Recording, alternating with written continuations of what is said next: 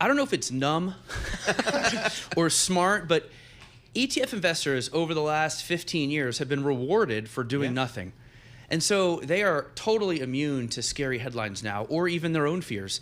They just keep buying because they've seen many times. If you've ever gotten scared and moved your money to cash, you've lost. Yep. So they bought right up until the election. It's like they were on a different planet than the headlines, because we thought there could be some drawn out, the results wouldn't be known. And that's a pretty big catalyst, possibly negative catalyst event. And they didn't care.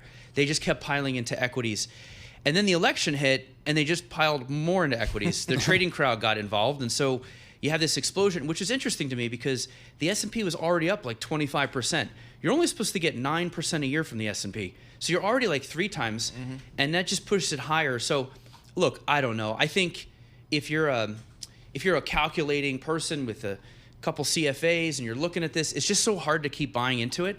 But that just seems to be what's working. And I'm not sure what the answer is going forward.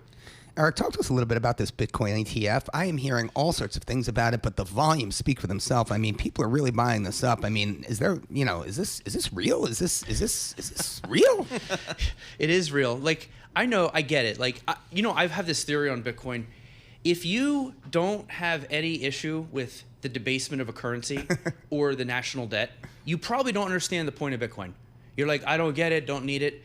But if one of those two things worries you a little, and you think maybe the real returns are not going to be as good as the returns on your screen, then Bitcoin is really going to appeal to you, just like gold. But to me, Bitcoin is gold with benefits. But you just said that, just like gold, but you can't say just like gold because GLD right now is down 2.4% on the day. I mean, I know it's early going, but I mean, gold is going the other direction.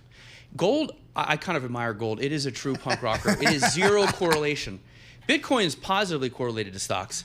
It's more like that's why to me, Bitcoin is like young gold. I mean, it's literally 16 years old. If you know any 16-year-olds, they got attitude, they're volatile, and right now because everybody has these boring cheap beta cores, they're looking for a little excitement. So to me, you get the store of value, the currency debasement hedge, plus the hot sauce aspect of it, and I think that's why it's real and is selling and will pass gold, and we think maybe even double or triple the assets in gold ETFs.